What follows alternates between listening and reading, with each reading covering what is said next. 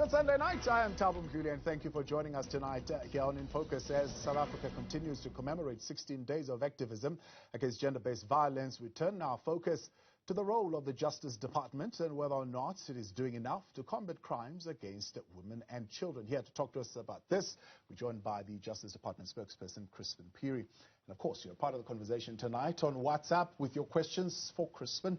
And your comments, 072-110-5584. Otherwise, you can tweet us tonight at Newzroom 405. Chrispin, good to have you with us. Thank you very much for having me, Thabo. As we speak, you look at the numbers, July, September, gender-based violence, particularly if you talk assault, 9,500, rape cases, 9,556, all showing a sign that things are on the up. And the question then becomes, are we really winning this war against gender-based violence? And particularly a question put to your department on what is your contribution? So our contribution is to ensure that the criminal justice system is effective as possible when these cases do present themselves to the criminal justice system.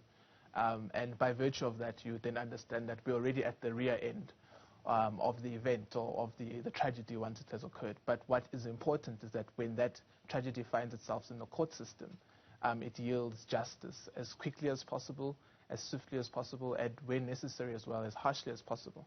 And so we've seen thus far that the NPA, for instance, has a conviction rate on GBV crimes alone over above 75%. And that's quite commendable, given the strains that the NPA itself has. But secondly, we also have sexual offences courts, which are a crucial intervention and is a direct implementation of the national strategy on gender-based violence, which was launched by the President quite recently. Yeah. In that, we have about 106 courts right across the country that deal specifically with sexual offences or that are geared to assist sexual offences to ensure that when those cases are before the system, we ensure that we address the issues that were highlighted, particularly by the total shutdown movement that led up to these interventions. So, for instance, in your sexual offences courts, you have specific special facilities that are designed to ensure that we reduce secondary victimization. Yeah. So when a victim or a survivor rather enters the court, they do not interact with the offender directly. They have a special private room where they're able to testify via CCTV footage. Right. That's a critical intervention, yes, to ensure that the courts themselves are victim-friendly. We'll talk to that a little bit more. Talk to me about why they were demised. I mean, the sexual offences courts, it's not a new thing, something that was introduced in the 90s. We saw around 2013. Yeah.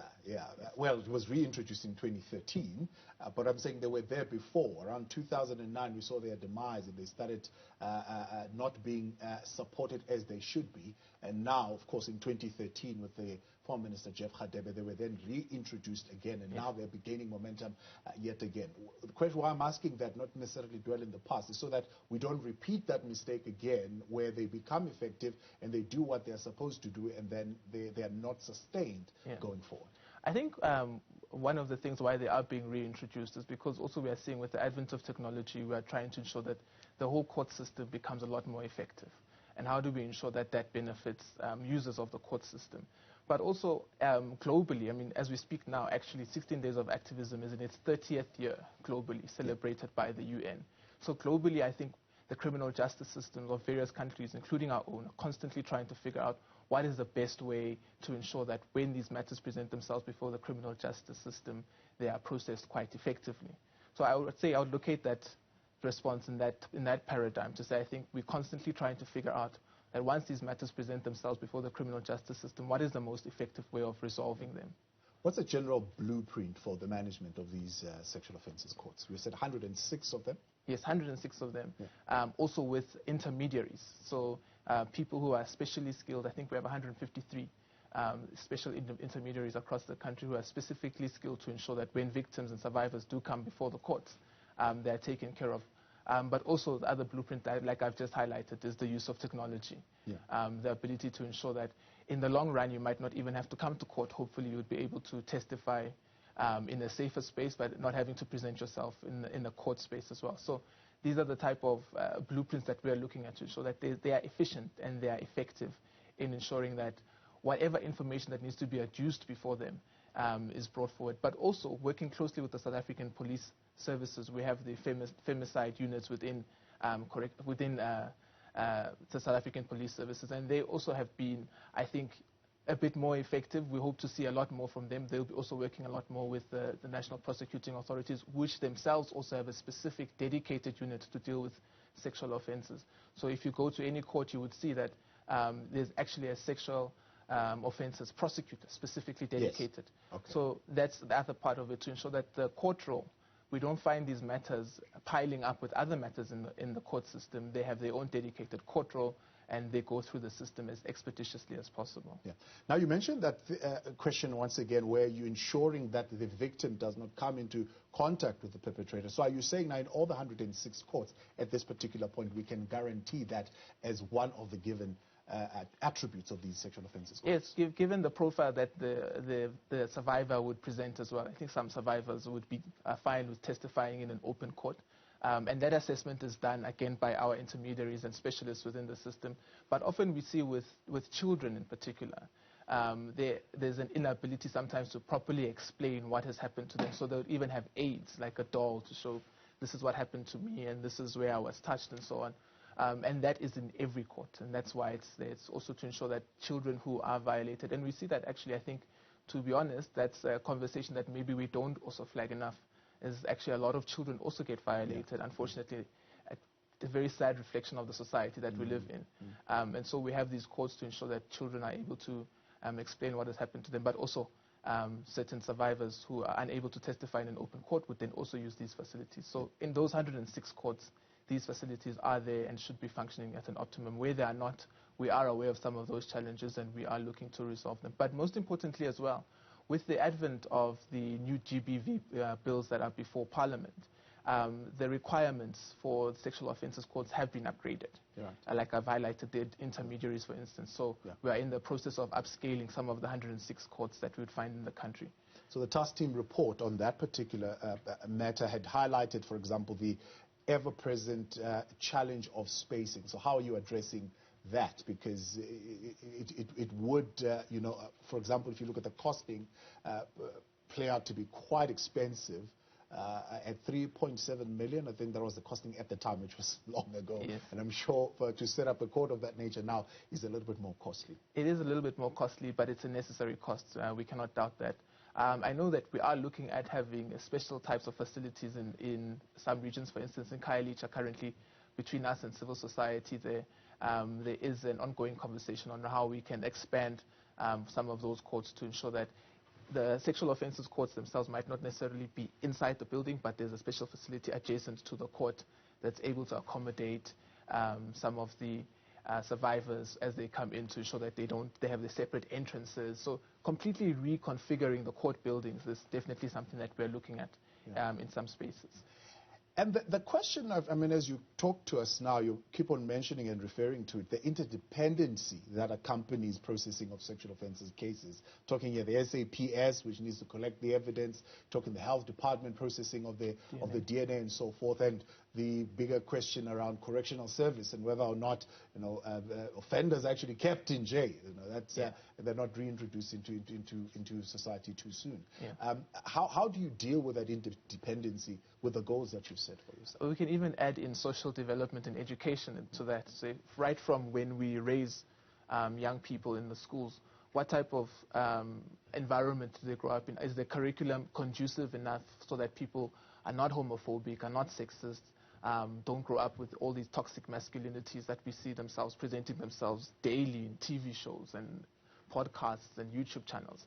And then ultimately in the system itself, it requires collaboration with the South African police services, requires collaboration primarily also with like social development, health. And there are challenges. I think it's quite evident in the system that there are a number of challenges. But this also speaks to the plan that the President had also recently unveiled, which speaks to about coordinating the various clusters, various departments in the system to ensure that we are able to respond as a whole as government to this pandemic, really. That is what it is, and we should always classify it as that we're able to respond as a whole as government, and we're also able to respond coherently. And currently there are some challenges. For instance, you would know DNA backlogs present themselves. And that's also because of the number of crimes that are being committed, one would imagine, but also our healthcare system is also constantly under its own fragility. So balancing out those type of challenges is quite a challenge. but I think we have officials who are trying their best, and we hope that we'll see some results soon with regards to the reduction in backlogs. I think South African Police Services have outlined a plan.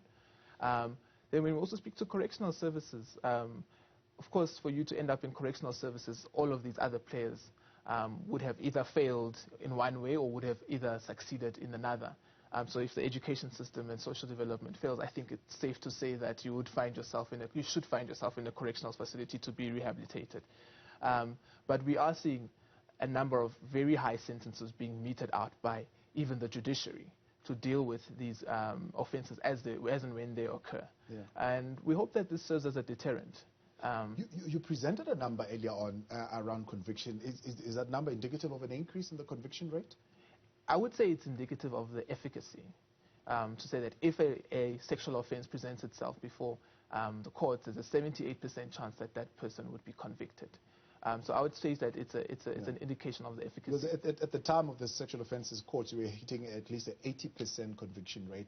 That dropped by 20% at some point with the demise of those particular courts. And so are you seeing an improvement back at least in that direction? No, definitely. Over the past 2 financial years, we've seen, I think, the conviction rate go up at least by 2%. So as you were saying, it was at 80% at some point. We are now sitting easily at 78%.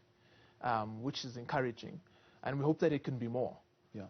Because what we do want is certainty, that if you do find this matter before the court, it's guaranteed that we have the skills and the necessary prosecutors to ensure that they put these people behind bars and they ensure that we are able to rehabilitate them and really understand, to some extent, from the criminal justice point of view, what has led to this monumental failure of a human being. Right.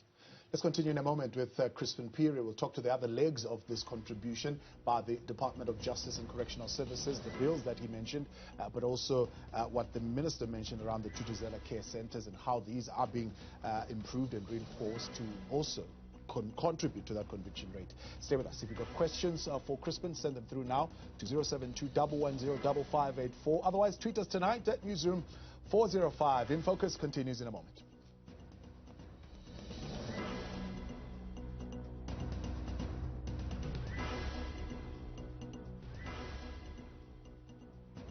Welcome back. You're live with us tonight here on In Focus, Newzroom Afrika, channel 405, as the country continues to observe this period, 16 days of activism in its 30th year now worldwide. Of course, a question is being put on the various departments, various systems that are at play here, including, of course, the role that is played by members of society. President saying those numbers continue to go up. We've got to ask the question, what are men doing around this particular matter in your own communities? We have with us here Justice Department spokesperson Chrispin Phiri, and we are touching on some of their contribution. Now, Chrispin, you've already mentioned a little bit around the 3 bills that are before Parliament. One is to ensure stricter bail and sentencing provisions. Tell us a little bit more, expand on how you're expediting that particular process, because it seemed to maybe be a little bit stuck in one particular process at the moment. Yeah, that bill, all of those bills are currently before Parliament. I think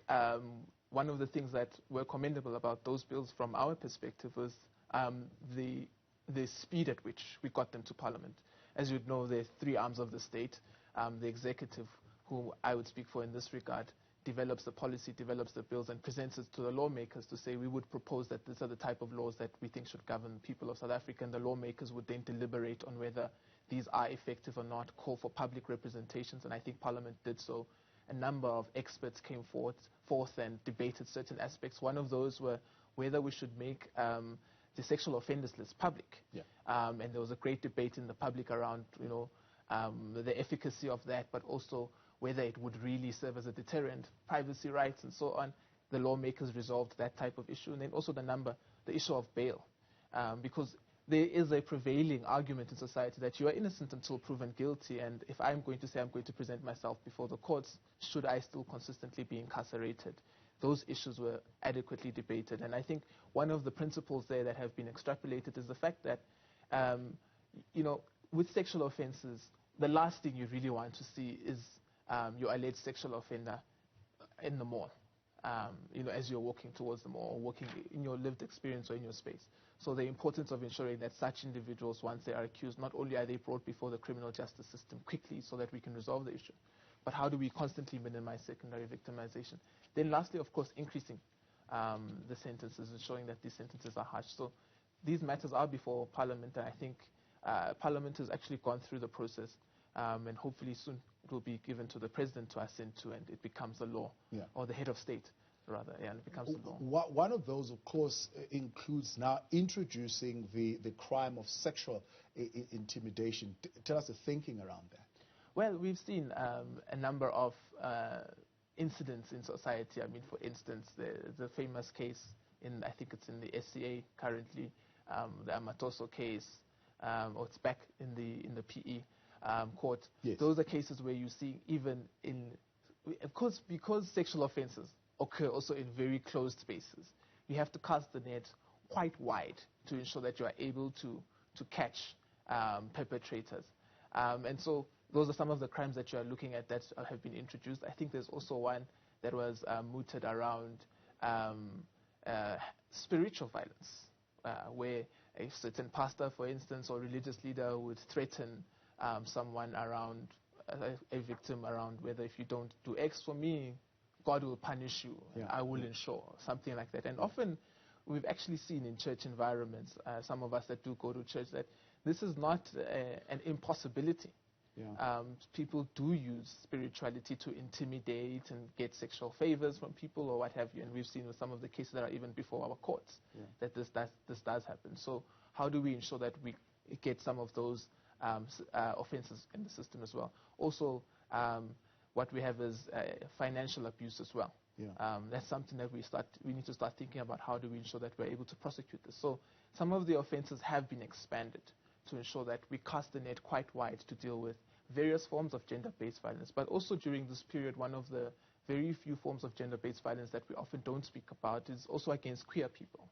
And in fact, as a matter of fact, tomorrow the Deputy Minister in Philippi will be leading a march. Deputy Minister John Jeffrey will be leading a march to highlight violence against queer people, because that should also be something that we're able to highlight quite sharply.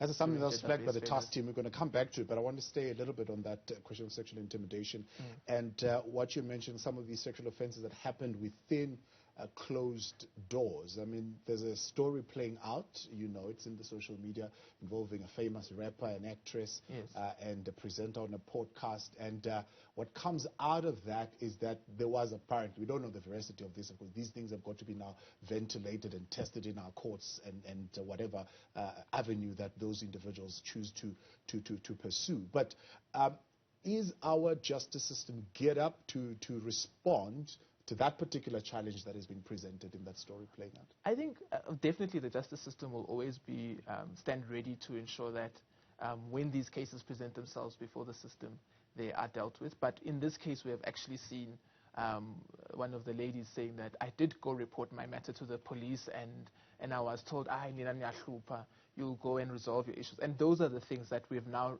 sought to really resolve in the criminal justice system, where we ensure that police are gender sensitive as well. They are properly trained to deal with gender-based violence matters. It might not always be perfect, and I'm willing to acknowledge that. Having been to police stations myself, I have seen sometimes a level of unprofessionalism that our police would present. But there are other police out there that are equally brilliant, that are professional and that are willing to assist victims. But we need more of those.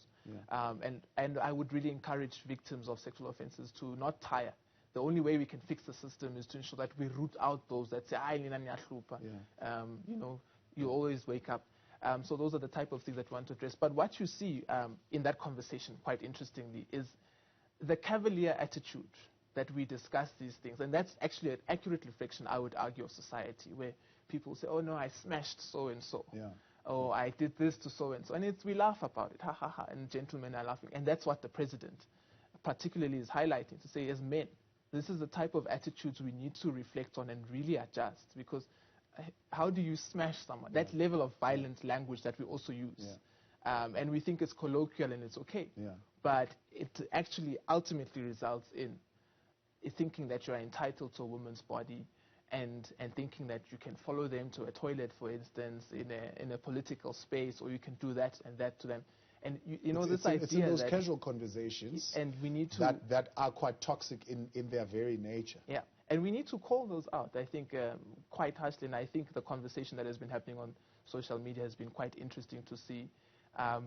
Some men coming to the defense of this and that individual. Yeah. But what we don't realize is that we are coming to the defense of an idea that we think we are entitled to women's bodies, an idea that we think we can talk about women as if they are possessions. You know, you smash a thing, you don't smash a human being. Yes, yes. So absolutely. I think those are the things that we must continue to highlight. Talking of the language and for example, what you mentioned, police saying, "I need you're going to sort this thing out." There is also a barrier that was highlighted of understanding LGBTQI plus individuals when they are dealing with law enforcement and the kind of offenses that they bring. What is being done to address that issue? Yeah, I mean, so I think police officers and law enforcement officials are drawn from society, right? So all of those prejudices that we would see in society, unfortunately, would also manifest themselves in the system.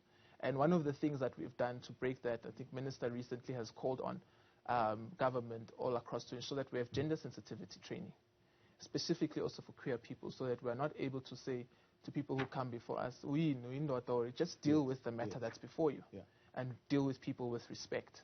But also to ensure that we are able to have the system working for the people. And by having gender-sensitive, specific focal points within the criminal justice system, like I said, in SAPS they now have the FCC unit, which deals specifically with sexual offences crimes. Within now we know that we have a specialist that deals with these types of matters. So we don't expect that level of prejudice from you because you are orientated differently and you are trained to deal with it. Yeah. Thuthuzela Care Centers, I mean, they are meant, among other things, to be a one-stop shop where investigative, prosecutorial, and medical and psychological services are all found in one. Have we managed to successfully integrate these in the management of these centers? I think we've got about 57 of them. Correct. Yeah, we do have. We have managed to get a number of them working. And in fact, when you look at the conviction rate in Thuthuzela Care Centers, it's in the high 80s. Because the crime is prosecution-led from the get-go. The evidence is already being managed and processed from that level by a prosecutor. But also, interestingly, for instance, if you look at a hospital like Baragwanath, that is where you would find the Thuthuzela Care Center. So even the issue of managing the relationship of the criminal justice system with the healthcare system is adequately addressed. So there are a number in the country, and I think if we are seeing that the prosecution rate with them is at about 80+%, then that's something to really commend. And we encourage people to ensure that when they experience any form of violence, that is where they run to. But also, that is where the criminal justice system is most integrated, because you also then get social development support, psychological help to deal with the impact of what has happened to the survivor. And really, we do see the really, really good results, and we can only hope that that model continues to improve and we continue to learn lessons from what currently is being presented to it. A target of 6 more, I think, is what the minister is indicating. Would still be able to meet those in this financial year? There are some constraints in this financial year, also given with COVID. We've not been able to really meet most of our targets, but I think that one is still on track. Along with converting some of the sexual offences courts to Section 55A courts, as mandated in the new new bill. So we're already in the process of implementing some of the requirements of the new bills, although they're not officially law yet, but we're already ahead of the curve trying to implement them. And along with the Thuthuzela Care Centers as well, there is definitely a commitment. There is no other way, Thabo. If you look at the figures that we have seen, they are horrific. We are in a pandemic, and so we need to respond as though this is a crisis. Chrispin, appreciate your time, and thank you very much for coming through and joining us tonight here. Thank you very much. Chrispin Phiri speaks for the Department of Justice and Correctional Services, outlining their contribution as the world observes